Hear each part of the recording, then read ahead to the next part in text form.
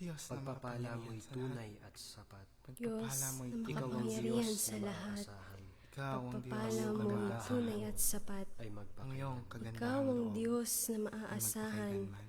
Ang iyong kagandahang loob ay magpakailanman. Diyos na makapangyarihan sa lahat, pagpapala mo'y tunay at Diyos sapat. na makapangyarihan Ikaw ang Diyos sa na lahat, maaasahan. pagpapala Iyong mo'y kagandahang tunay at loob sapat. ay Ikaw ang magpakailanman. Diyos na tunay at sapat. Ikaw ang iyong Diyos na kagandahang maaasahan. loob ay Ang iyong kagandahang magpakailanman. loob ay magpakailanman.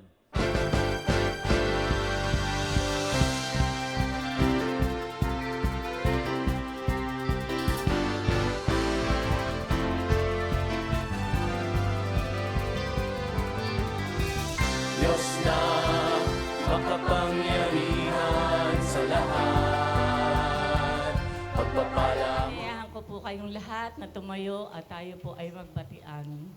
Hallelujah. Kamusta ka na? Kamusta ka na? Ako'y nagagalak na ika'y aking nakita. Kamusta ka na? Kamusta ka na? Ako'y nasasabik na ikaw ay makasama. Di na ang may gandang pagmasdan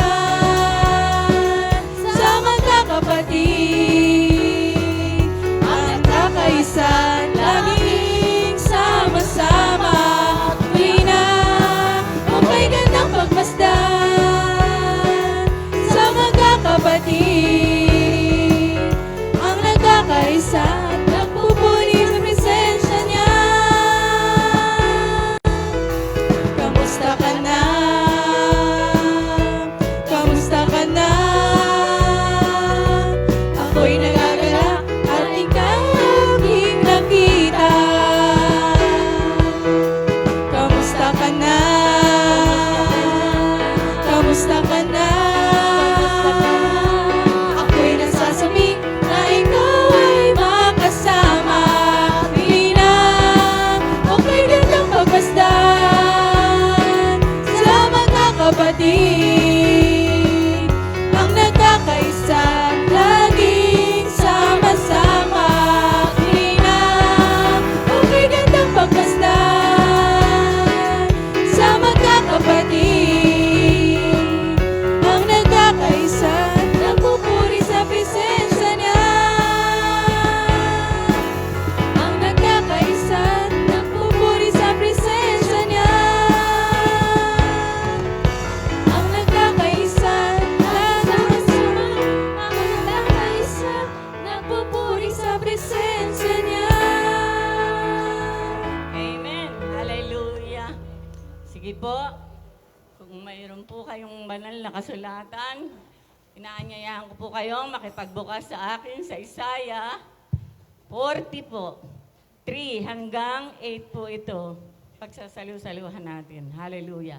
Isang magandang umaga po sa inyong lahat, mga kapatid. Higit sa lahat sa ating Diyos na nakatunghay sa atin ngayon. At sa mga nanonood po sa kanilang tahanan, magandang umaga po sa inyong lahat. Kung nakita nyo na po sa Isaiah 40, 3 hanggang 8. Sabi po dito, mga pananalita ng pag-asa. May tinig na sumisigaw, ipaghanda si Yahweh ng daan sa ilang, isang patag at matuwid na lansangan para sa ating Diyos. Tambakan ng mga lambak, patagin ng mga burol at bundok, at pantayin ang mga baku-bakong daan. Mahahayag ang kaningningan ni Yahweh at makikita ng lahat. Siya mismo ang nagsabi nito. Magpahayag ka, ang sabi ng tinig. Ano ang ipapahayag ko? Tanong ko. Sumagot siya, ipahayag mo ang tao ay tulad ng damo. Ang kanyang buhay ay tulad lamang ng bulaklak sa parang. Nalalanta ang damo at ang mga bulaklak ay kumukupas. Kung sila'y mahipa ng hangin, ang tao nga ay tulad lamang ng damo. Sa huling talata po, oo, ang damo'y nalalanta at kumukupas ang mga bulaklak. ngunit ang salita ng Diyos ay hindi lilipas. Sabi doon, ngunit ang salita ng Diyos ay hindi lilipas. Amen. Purihin ang Diyos. Hallelujah. Purihin po natin. Hallelujah. Hallelujah. Hallelujah. Hallelujah. Lord Jesus, hallelujah. Pinupuri ka po namin sa umagang ito. Dadakilain ka po namin. Hallelujah. Hallelujah. Itataas po namin ang iyong banal na pangalan.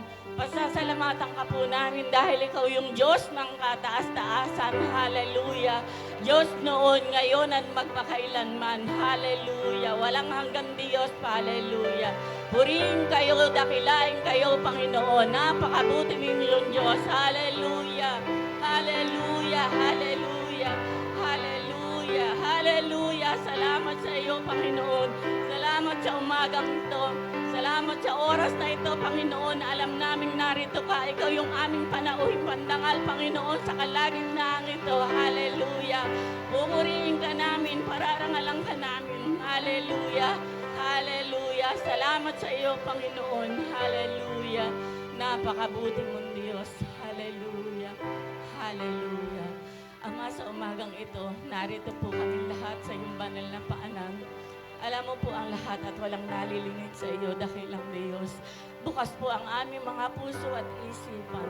Kung mayroon ka pa pong nakikitang karumihan sa aming mga pagkatao, Panginoon, nais po namin magpalinis sa iyo sa umagang ito. Mula ulo hanggang talampakan. Umaamin po kami sa aming mga pagkakamali, pagkakasala, Panginoon. Patawarin mo po kami lahat, lalo na po ang aba mong lingkod. Hallelujah. Hallelujah. Hallelujah, Lord Jesus. Hallelujah. Salamat sa iyo, Panginoon. Salamat sa kapatawaran. Salamat sa kalakasan. Salamat sa buhay at kalakasan na ipinagkaloob mo sa bawat isa na yung mga anak, Panginoon. Pupurihin ka po namin, Panginoon, at dadakilain sa umagang ito. Itataas po namin ang iyong banal na pangalan dahil ikaw yung Diyos ng kataas-taasan. Wala po kaming magagawa kung kami po ay walay sa iyo, Panginoon. Kaya nga po, Panginoon, hinihiling namin na samahan mo po kami, patnubayan mo po kami sa aming gagawing pag-aaral ng iyong banal na salita. Itinataas ko po sa iyo ang mga sasayaw, Panginoon, ang tutugtog, ang magdadala ng iyong banal na salita, Panginoon. Langisan mo po ang kanyang mga labi. Itago mo po ito sa iyong likuran, Panginoon. At bawat salita, Panginoon, na mamumutawi sa kanyang mga labi ay bigyan mo po ng kapangyarihan upang ito po ay matanim sa aming mga puso at isipan. Pag nilay-nilayan po namin ito hanggang sa aming mga tahanan. Salamat sa iyo, Panginoon, at inaasahan na po namin ang pagsama at ang pagkilos ng iyong banal na Espiritu. Lukuban mo nga po kami ng iyong banal na presensya sa umagang ito. At sawayin mo po yung gawa ng kaaway sa pangalan ni Jesus. Sa pangalan ni Jesus. Hallelujah. Hallelujah. Purihin ka, Panginoon. Salamat sa iyo, dakilang Diyos. Pupurihin ka po namin sa buong maghapong ito. Kaya naman, Ama, salamat po ng marami sa iyo ko po binibigay ang pinakamataas na papuri, parangal, pagsamba at pagdakila sa pangalan ni Jesus na iyong anak. Amen. Hallelujah.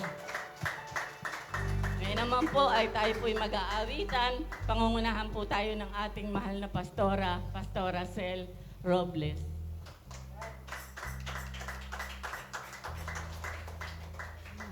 Praise God. Isang mapagpalang umaga po sa bawat isa. Sabi nga sa ating inawit, kamusta ka na? Kamusta na po ba tayo pagkatapos ng bagyo? Hallelujah. Purihin ang Panginoon dahil pagkatapos ng bagyo, matatag pa rin tayong nakatayo. Amen. Kaya may dahilan tayo para magpuri sa Panginoon. Amen. Ang lahat po ba'y handa na magpuri sa ating Diyos? Sige nga pa, magpuri tayo sa Panginoon. Sa hari ng mga hari, Panginoon, ng mga Panginoon. Hallelujah. Hallelujah. Purihin kayo, Panginoon. Purihin kayo, Diyos. Hallelujah. Hallelujah. Hallelujah. Hallelujah. Hallelujah. We welcome you, Holy Spirit. Salamat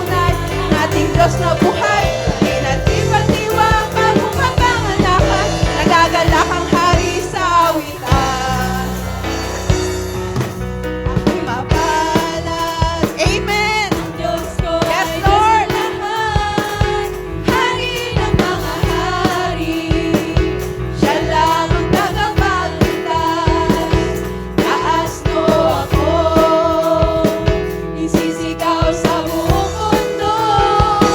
Siya lang ang handaan ng katotohanan at ang buhay na wala. Sabihin po natin, ako'y mapalad. Thank you, Lord. Amen. Ang Diyos ko ay Diyos na lahat. Hari ng mga hari. Siya lang ang tagapagligtas. Taas mo ako. Isisigaw sa buong mundo. Alam ang daan ng katotohanan at ang buhay na walang hanggan. Walang ibang pangalan, ibinigay mo na sa silong ng langit, na sukat natin, ikaliligtas. Walang ibang pangalan, ibinigay mo na sa silong ng langit, na sukat natin, minsan pa, ako'y mapalad. Sabihin po natin yan. Amen. Ang Diyos ko ay Diyos na lahat. Amen. Hallelujah. Siya lang ang tagapagligtas. Taas mo ako. Isisigaw sa buong mundo. Siya lang ang handaan ng katotohanan at ang buhay na walang ibang pangalan. Hallelujah! Yes, Lord! Ibinigay mo na sa silong ng langit na sukat natin, ikaliligtas. Walang ibang pangalan, ibinigay mo na sa silong ng langit na sukat natin. Walang ibang pangalan. Hallelujah! Walang ibang pangalan, ibinigay mo na sa silong ng langit na sukat natin, ikaliligtas. Yes, Lord! Walang ibang pangalan, ibinigay mo na sa silong ng langit na sukat natin. Minsan pa, walang ibang pangalan. Hallelujah! Ibinigay mo na sa silong ng langit na sukat natin, ikaliligtas. Amen! Walang ibang pangalan, ibinigay mo na sa silong ng langit na sukat natin, ikaliligtas. Walang ibang pangalan. Hallelujah. Yes, Lord. Nasukat natin, ikaliligtas. Walang ibang pangalan, ibinigay mo na sa silong ng langit, nasukat natin, ikaliligtas. Nasukat natin, ikaliligtas.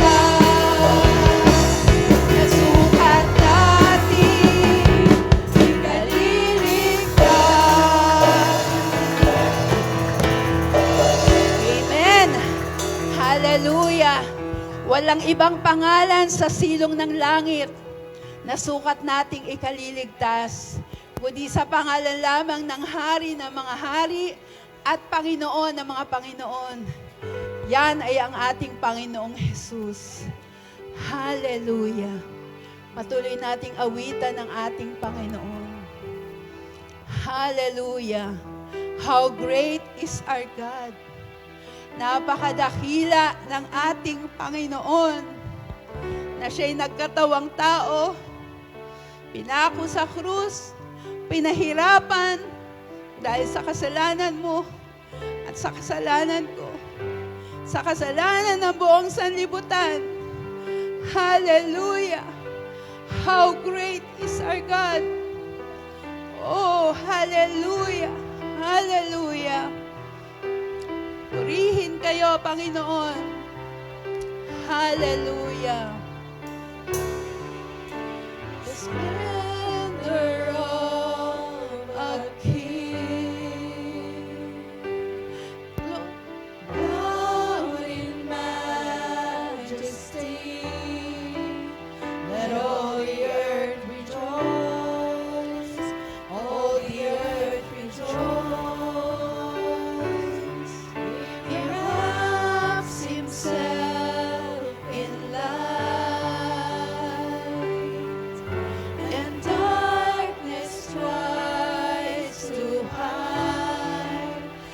trembles at his voice, and trembles at his voice. The splendor of a king, hallelujah, God in majesty, let all the earth rejoice, all the earth rejoice. He wraps himself in light, and darkness tries to hide, and trembles at his voice, and trembles at his voice. How great is our God! How great is our God! Sing with me, how great is our God! And all will see how great is our God.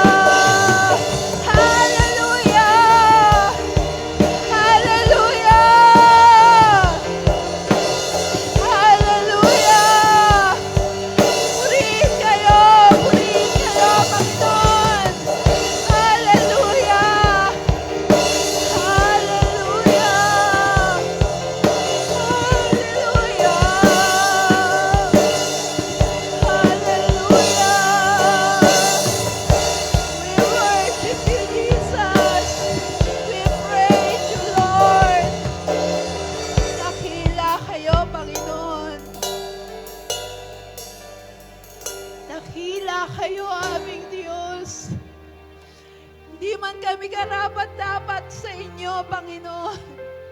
Pero pinapaging marapat ninyo kami. Maraming salamat sa inyo. You are so great, O Lord. Dakila ang inyong katapatan, Panginoon. Hallelujah, hallelujah, hallelujah. Hallelujah, hallelujah. Hallelujah. Hallelujah. Purihin kayo, Panginoon. Hallelujah. Hallelujah. Hallelujah. Praise you, Jesus. Thank you so much, Lord. Sa lahat ng kabutihan ninyo sa amin, Panginoon. Sa kabila ng lahat, Panginoon, lagi kayong naririyan para sa amin. Kung minsan, Lord, linggo na lang namin kayo naaalala. Pero tapat pa rin kayo sa amin, Panginoon. Hallelujah. Purihin kayo, Panginoon. Purihin kayo sa inyong katapatan. Purihin kayo sa inyong kadakilaan. Purihin kayo, Panginoon. Hallelujah. Hallelujah, hallelujah, hallelujah. Hallelujah. Ikaya rararararababakan, rararababasin, rararababakan. Rararababasan, rararababasin, rararababakan. Hallelujah. Hallelujah. Hallelujah. Hallelujah. Thank you, Holy Spirit. Hallelujah. Hallelujah. Hallelujah.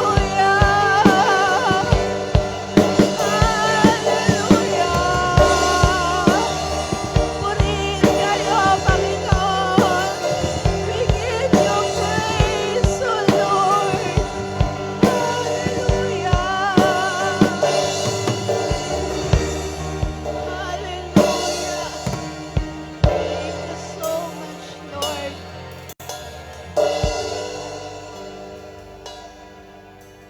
Maraming salamat sa inyo, Panginoon.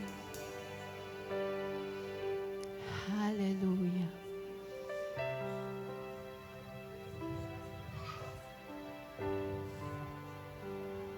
Sa mga problema, kayo ang katugunan. Sa panghihina, kayo ang aming kalakasan.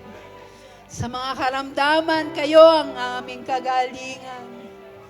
Kayo ang aming kagalingan. Kayo ang aming kalakasan. Kayo ang lahat-lahat sa amin, Panginoon. Hallelujah! Dahil sa inyo, kaya kami naririto, Panginoon. Hallelujah! Hallelujah! Hallelujah! Salamat po, Panginoon. Salamat po sa inyo, aming Ama. Salamat po sa inyo, Panginoong Jesus. Salamat po sa inyo, Banal na Espiritu. Purihin po kayo. Sa inyo po ang lahat-lahat ng papuri, parangal, pagdakila ay tanging para lamang po sa inyo.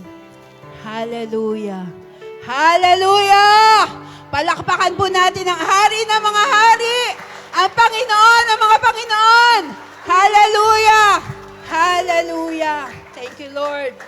To God be all the glory. Hallelujah.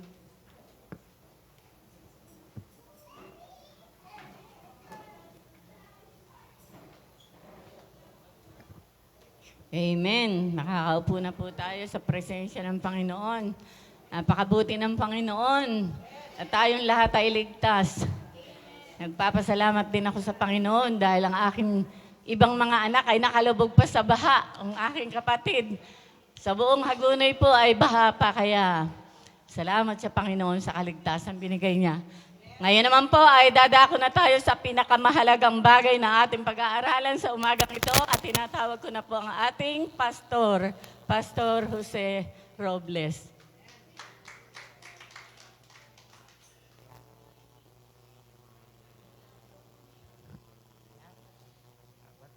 Praise God.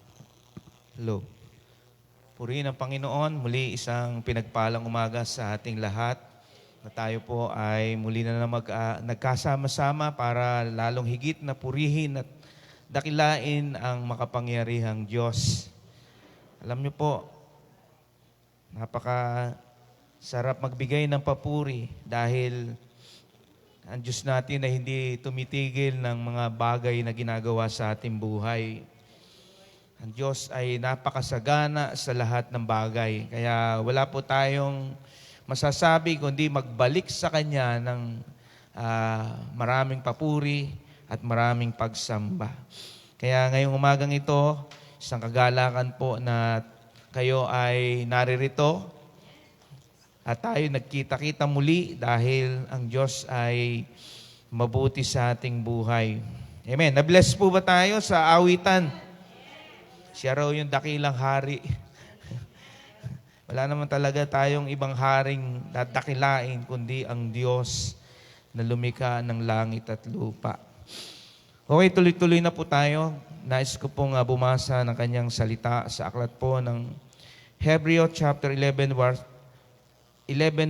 verse 1 to 40.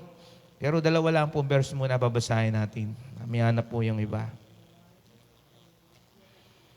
Okay.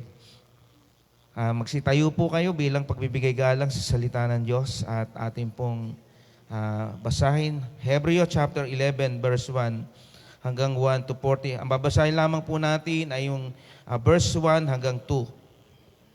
Sabi po rito, ang pananampalataya ay katiyakan na mangyayari ang ating mga inaasahan at paninindigan tungkol sa mga bagay na hindi nakikita. Verse 2, kinalugdan ng Diyos ang mga taong nung unang panahon dahil sa kanilang pananampalataya. Purihin po ang pagkabasa ng kanyang salita. Humingi po tayo ng tulong at gabay sa Diyos upang tayo ay samahan niya ngayong umaga. Ang manaming Diyos na mabuti, lubos ang aming pasasalamat. Sa buong sanlinggo ay kami patuloy niyo pong ginabay at iningatan sa lahat po ng mga nagtrabaho at sa aming mga ginawang paglilingkod sa inyo, kami po ay patuloy niyong pinangunahan. Salamat po, O Diyos, sa kalakasan at sa lahat ng bagay na natanggap namin sa inyong mga pagpapala. Ngayong umagang ito, narito po muli kami para muling mag-aral ng iyong salita at makinig. Dalangin namin, O Diyos, na maging bukas ang aming mga puso at umaasa po kami sa tulong at gabay ng Banal na Espiritu ay ipapahayag ang iyong salita ay makakatulong sa aming pong mga pangangailangang buhay espiritual. Maasa po kami, Panginoon, sa aming ilang oras pang pamamalagi sa lugar na ito, patuloy na po kaming gagabayan at sasamahan sa aming gagawing pangaral na ito. Naniniwala po kami, sa iyo po namin ibinabalik ang mga papuri at pasasalamat muli sa pangalan ng Ama, ng Anak at ng Banal na Espiritu. Ang lahat po ay magsabi ng Amen. Sige po, makakaupo na kayo. Purihin ng Diyos na napakabuti po sa ating buhay. Bagamat ang mga talata pong ating tatalakayin ngayon ay pamilyar na sa atin, pero kailangan po na maglinaw pa rin sa atin kung gaano nga ba ang kahalagahan ng salita ng Diyos. At ito po ay hindi nawawala ng, ibig sabihin, ng maitutulong. Ano mang bagay na inuulit-ulit, ito'y nakakatulong. Agree po ba kayo roon? Halimbawa, yung araw-araw na paliligo, nakakatulong po yan. Dahil ikaw ay lumilinis at ikaw ay bumabango. Alam ko naman, lahat tayo na narito ngayon, naligo. Tanungin mo nga yung katabi mo, naligo ka ba?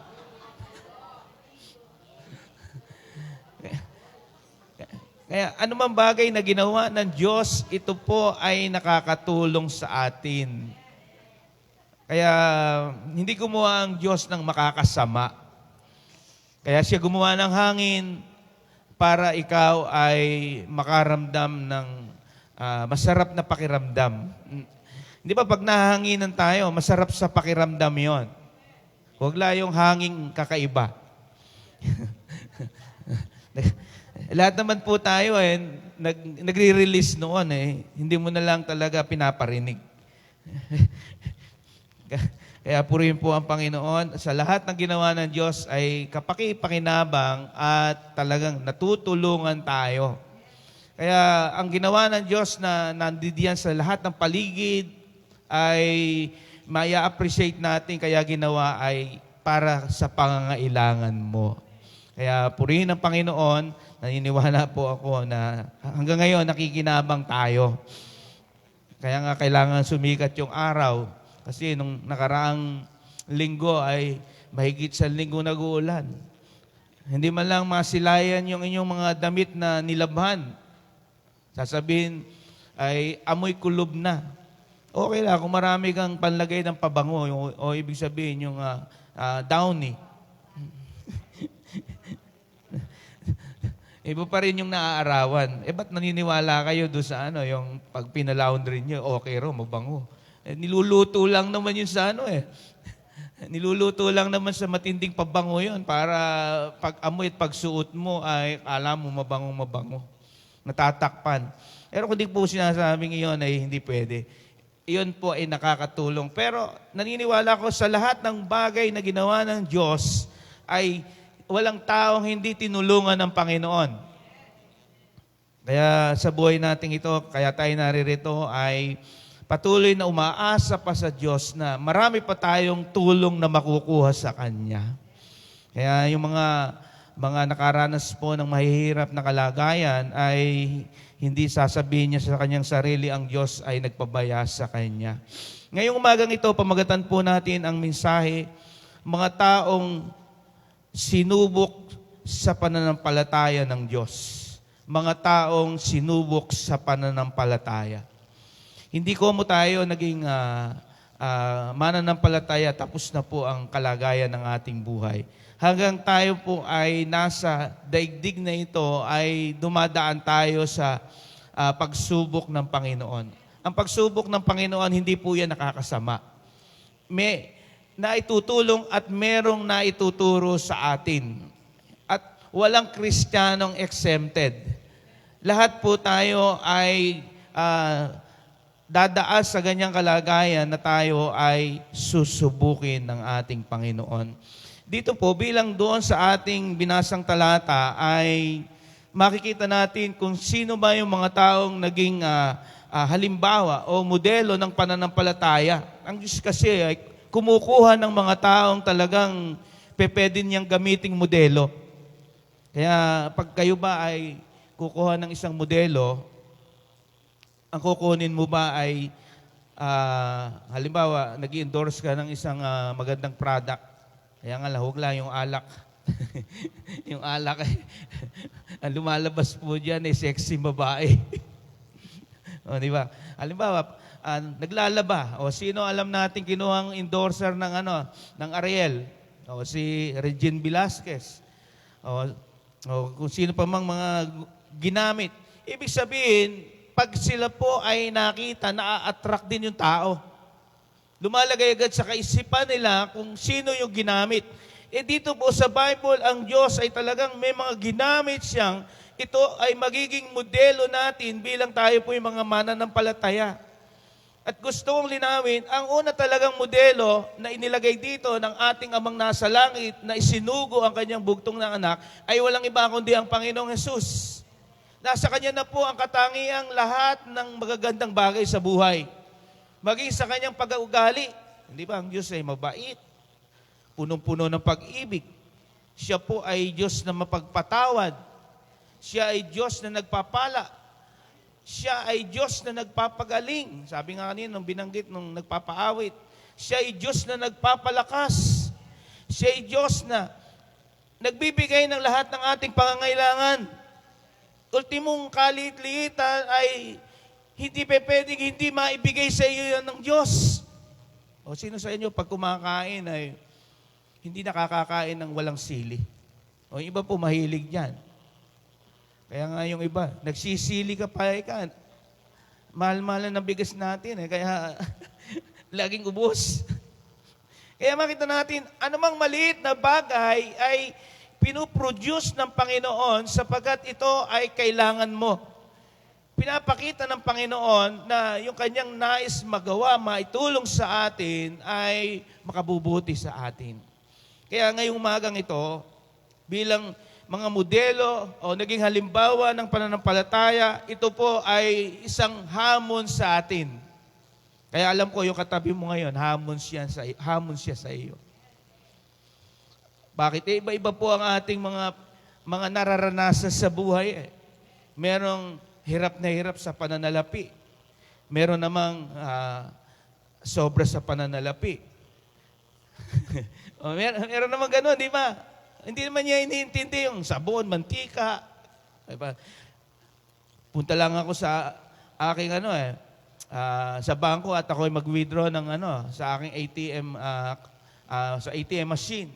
Makakakuha ako kasi hindi na niya problema yon. Paano naman yung iba? Ultimo lahat ay iniintindi. Kaya daw yung mga nanay ay lalong tumatanda, lalo kung kapos sa pangailangan, ay sa kanyang kalagayan ng buhay yon, yung pag-iintindi. Okay lang kung kailang dalawang mag-asawa, kung marami kayong anak. Hindi ba mahirap? Pero ang gusto ng Panginoon sa nangyayari mga bagay na ito ay tayo ay tumitindi kagaya ng mga ginamit ng ating Panginoon na ang pananampalataya nila kailanman ay makikitaan natin ng maganda yung kanila pong ginagawa. Una, ginawa ang nakalulugod sa Diyos. Ginawa ang nakalulugod sa Diyos. Alam niyo po, pag tayo po ay gagawa, lalo sa Panginoon, ang piniplease natin dito, hindi naman tao. Hindi man tayo man-pleaser. Tayo po ay God-pleaser. Piniplease natin ang Diyos para maramdaman niya yung ginagawa mo ay katanggap-tanggap sa Kanya. Dito sinabi, sa verse 4, ay ganito ang mababasa natin sa Hebreo chapter 11 verse 4. Dahil sa pananampalataya sa Diyos ni Abel, pananampalataya sa Diyos, si Abel ay nag-alay ng mas mabuting handog kaysa inihandog ni Cain. Kaya naman si Abel ay kinalugdan o kinilalang matuwid, nang tanggapin ng Diyos ang kanyang handog. Kahit patay na, nagsasalita pa siya sa pamamagitan ng kanyang pananampalataya. Ano ang ginawa ni Abel? Siya po ay naghandog. Ibig sabihin, ang kanyang paghahandog ay paghahandog na pinakamainam. Sa ibang salin ay pinakamabuti.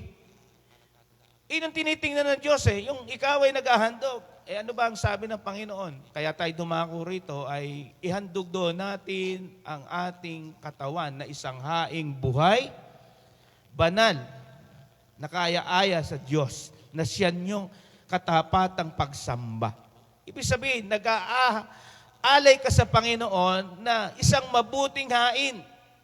Kung pumunta ka lang sa church at dala mo pa rin yung problema mo, hindi ka makapaghahandog. Kailangan, pag alis mo pa lang at pagpasok mo dito, tanggal na lahat yung problema mo. Kasi hindi ka makapaghandog ng karapat-dapat sa Diyos Kasi nakikita ng Diyos yung puso natin O nandito lang tayo sa church yung isip natin ay kung saan-saan pumupunta. Lumalagay doon sa mga isipin. Naiisip natin, mamaya ano kaya ang aming papananghalianin? Kakanin agad ang iniisip natin.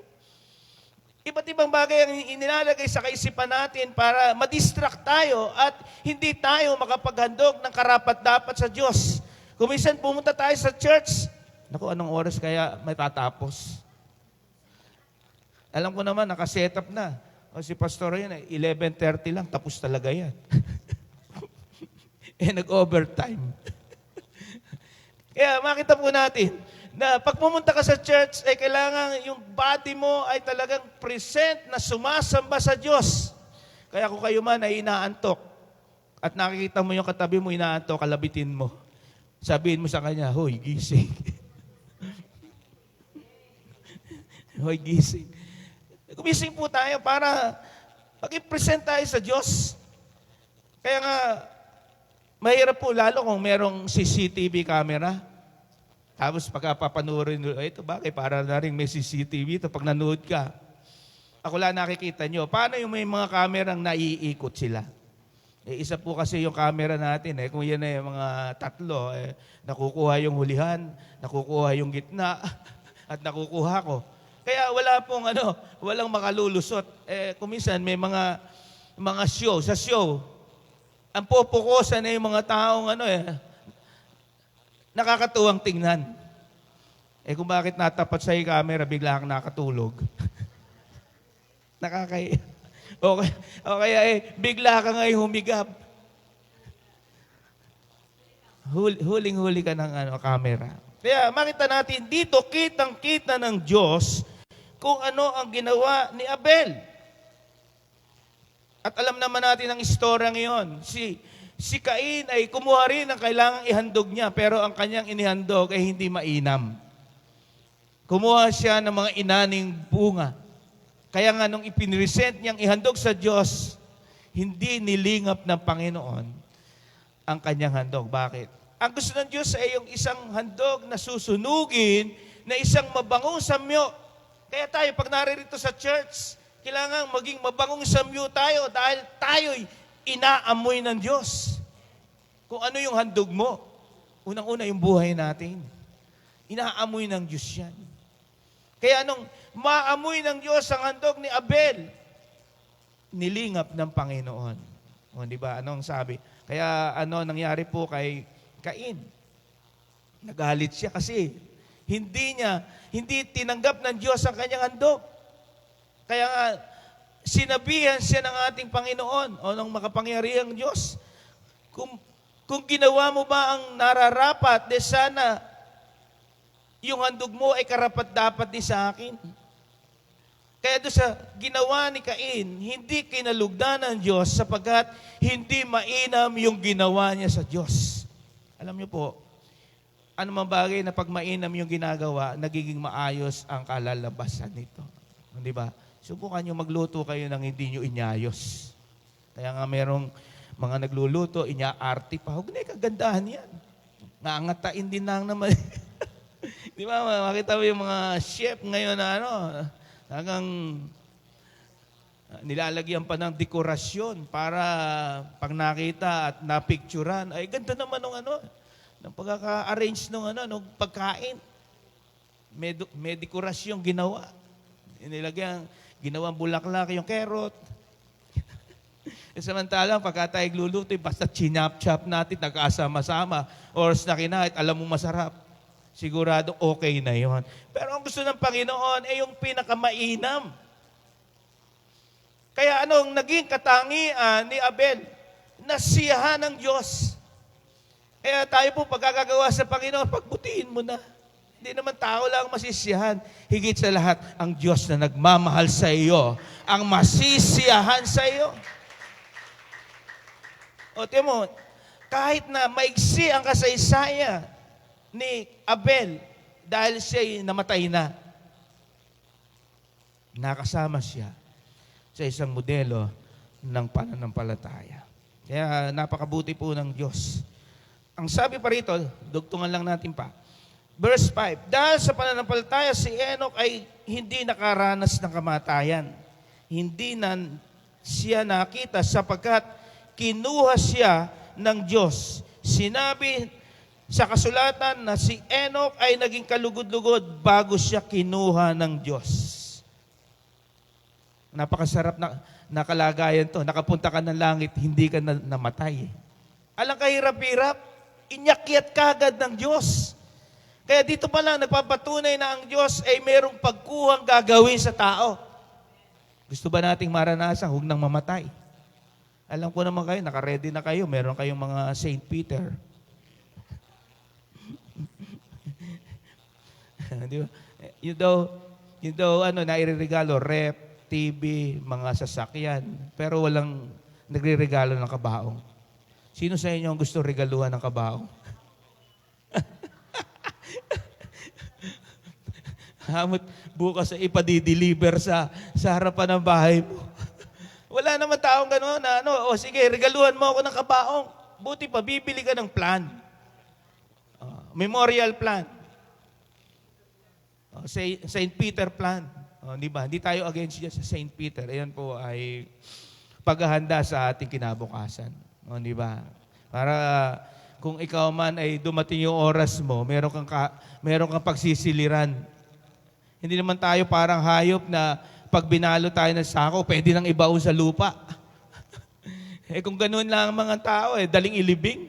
Ngayon, bago po madala sa simenteryo ang tao, talagang gumugugol ng 1 linggong lamayan. Kasi hinahanap pa nila yung yung makabayad o kaya pinapahaba ay ginagawang hanap buhay. Di ba? Merong mga pasugal, merong mga puti na yung mga Christian pag may ganyang lamayan, walang sugal.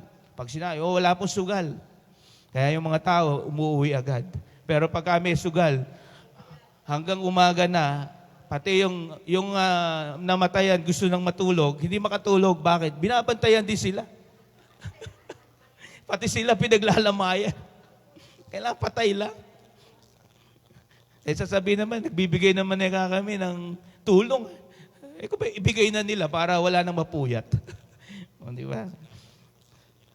Kaya purihin po ang Panginoon. Sa kalagayang ito, hindi namatay si Enoch. Si Enoch daw ay naging kaibigan ng Diyos. Ibig sabihin ng naging kaibigan, naging malapit ang relasyon niya sa Panginoon. Kaya tayo po, napakalaga yung tayo ay merong malapit na relasyon sa Diyos.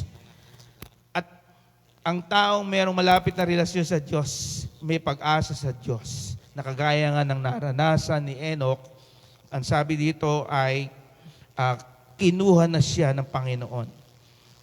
Bakit? Nasa kanya yung katangiang siya po ay kalugod-lugod sa Diyos. Kaya kung ikaw ay naging Kristiyano, gawin mo ng pinakamabuti sa Diyos. Sikapin nating magbago. Lord, tulungan niyo po ako magbago. Kailangan po mayroon tayong desisyong gagawin. Hindi yung nagbago, tapos babalik ka uli. Pag meron kang desisyon, gagawin mo, yung desisyon mo ay hindi mo nababalikan yung alam mong ikaw ay magkakasala. Wala naman taong maligaya sa kasalanan At ang mga taong gumawa ng kasalanan ay lalong napariwara ang buhay. At ang buhay nila ay naging miserable. Bakit? Lalo na nga kung ikaw ay nagkamali, nagkasala sa Diyos.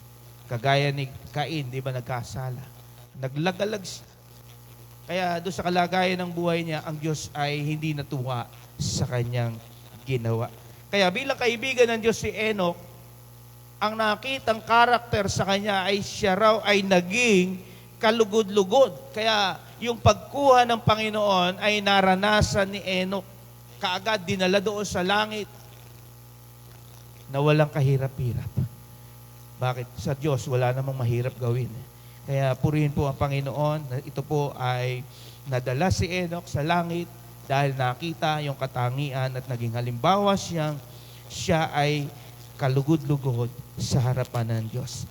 Ang paggawa po ng pagiging kalugod-lugod sa Diyos, hindi ito tinitigilan. Kaya nga tayo ay naglilingkod sa Panginoon. Sabi nung isang nagtopic, hindi man tayo nakikita ng Diyos. Kung gumagawa tayo ng may pag-ibig sa Kanya, ang Diyos ay nalulugod sa iyo. At nakapaloob pa rin diyan yung katapatan. Di ba? Katapatan. Ang katapatan hindi sa malaki. Nagsisimula po iyan sa maliit na kinakailangan ginagawa natin ang tunay na katapatan sa Diyos. Kaya napakahalagang bagay ito po, inya-apply natin sa ating buhay. Hindi pwedeng hindi natin gawin yon. Hindi tayo magiging kalugod-lugod sa Diyos. Kaya kung nais nating maranasan na hindi na mamatay, gagawin ng Diyos yon. Kailangan tayo po'y maging kalugod-lugod. Bakit? Meron po tayong inaantay na pagbabalik ng ating Panginoong Hesus. Meron niya akong nakausap na matanda. Alam ko naman to, saksi siya.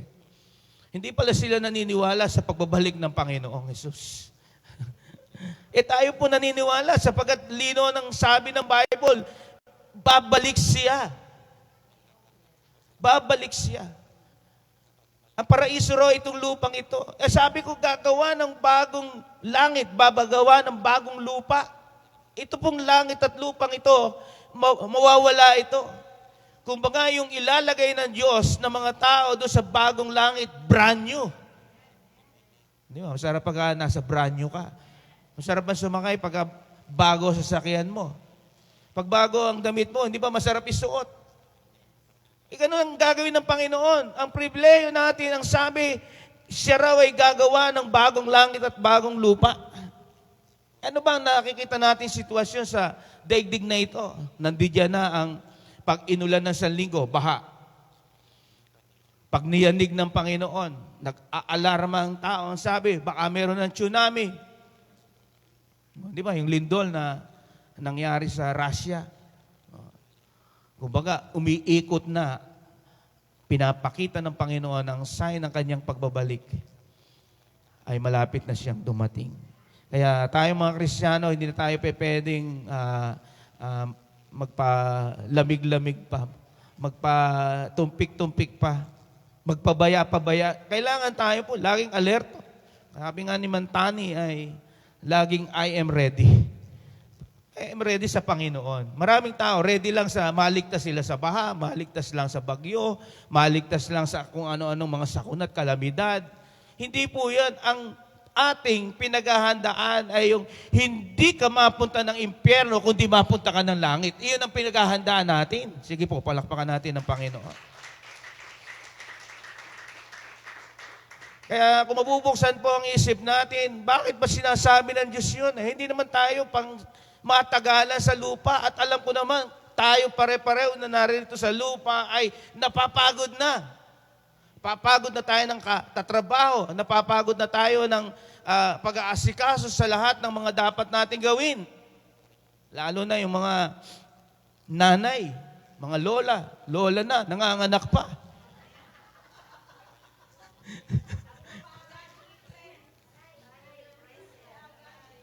Buti na lang, mga lola, malalakas pa rin. Di ba nakakapagod, nakakasawa? Natutuwa ka sa una dahil may hinahalikan ka, pero pag nagkukulit na. Kaya binibiro ko yung anak ko handa ka akong magtiis talaga dahil napakakulit po yung anak na bunso. Huwag mukha akong pawawalan yan. Baka makita mo, nakalangoy na sa palaisdahan yan. Mga nakalutang na ro. Muntik na po yung malunod. Kaya sa biyaya ng Panginoon siguro, niligtas pa rin. Kung ano-ano mga nangyayari sa buhay. Kaya ang lupa pong ito ay buti na lang, isinalba pa tayo ng Diyos na tayo ay makaramdam ng ginhawa. At dito sa ating pagdalo, pag tayo lumapit sa Panginoon, talaga nakakaramdam tayo ng kapahingahan sa presensya ng Diyos. Pagod na kayo sa trabaho, subukan natin ang presensya at ang salita ng Diyos. Kailangan natin yan sa ating buhay. Sino ba hindi pagod? Lahat po tayo, bawat ginagawa natin, kumukonsumo tayo ng lakas. Lalo na nga, kung nagagalit ka, kumukonsumo ka rin ng lakas noon. Lalo yung mga kasamaan mo, ayaw ng kumilos. Di ba, kumukonsumo ka na rin ng lakas. Di ba, napapansin nyo, lahat ng ginagawa natin, siguradong, kumukonsumo tayo ng lakas. Napapagod tayo. Nga, kumain ka, napapagod ka. Sino rito pag kumain ng busog na busog, pagkatapos, ang hinahanap pagkatapos, mahiga. Oh, di ba? Bakit napapagod yung katawan? Hirap na hirap mag-digest yung yung kinain natin. Kaya makita po natin sa ating buhay na ito, ang buhay natin dito ay hindi panghabang panahon. Maigsi lang. Kagaya ng mga taong ito, kahit maigsi ang kasaysayan ng buhay, sila po ay kinuha ng Diyos. Kaya alam ko, tayo may takdang panahon na kukunin ng Panginoon. Hindi ko masasabing may mauuna sa atin o ako mauuna. Pastor, huwag naman. Okay lang. Kung ako kunin ng Panginoon, o kayo kunin ng Panginoon. Marami tayo po rito mga kasamang umuwi na sa Panginoon. Halimbawa ko lang, ang Diyos meron kanyang time sa bawat bagay na mangyayari sa ating buhay. Di ba? Kaya, kaya sa buhay natin, si Abel maigsi ang buhay, si Enoch maigsi ang buhay, pero sa langit, pinahaba ang buhay. Ang buhay na masarap eh. Ang buhay sa lupa, nakakapagod. Huwag mo sabihin, sige, ang trabaho mo ay tagabilang ka ng pera. Kung sa iyo, hindi ka mapapagod ka pa rin. Yung inupahan ka nga, magbibilang ka ng pera, napapagod ka, di lalo. Kung araw-araw mo ginagawa yon. Kaya anumang bagay na araw-araw nating ginagawa ay talagang matinding kapaguran ang nararanasan natin. Kaya sa buhay natin ito ay maaaring hahaba ang buhay ng iba, ang iba iigsi na. Bakit po iigsi ang buhay ng iba? Ang iba po ay dapat natutulog daw ng 8 oras, 3 oras na lang natutulog. Di ba? Bakit? Kung minsan nga, nakakagoogle tayo ng 3 oras sa panonood sa YouTube. Pag-Facebook, hindi ba? Panonood sa Facebook.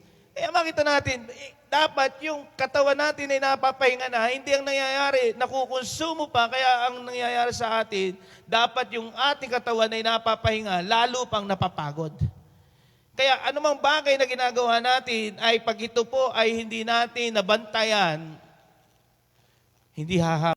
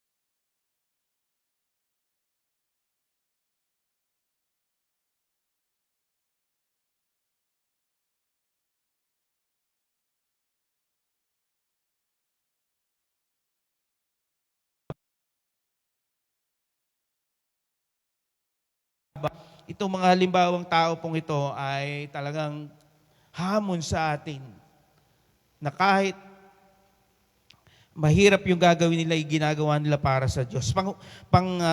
Pito, sabi ito sa verse 7, dahil sa pananampalataya, pinakinggan ni Noe ang babala ng Diyos tungkol sa mga bagay na mangyayari, ngunit hindi pa niya nakikita, gumawa siya ng isang malaking barko upang siya at ang kanyang pamilya ay maligtas. Sa pamamagitan nito'y hinatulan ang sanlibutan, ngunit si Noe ay ibinilang na matuwid dahil sa kanyang pananampalataya sa Diyos. Pangalawa, nakinig at sumunod sa sinabi ng Diyos. Ang makikita natin bilang halimbawa o isang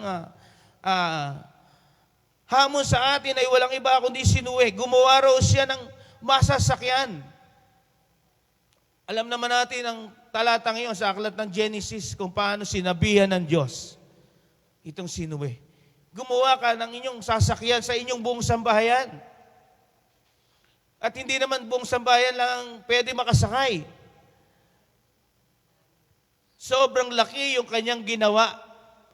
At doon sa sitwasyong iyon ay hindi niya hinindian ng Diyos. Kung ano ang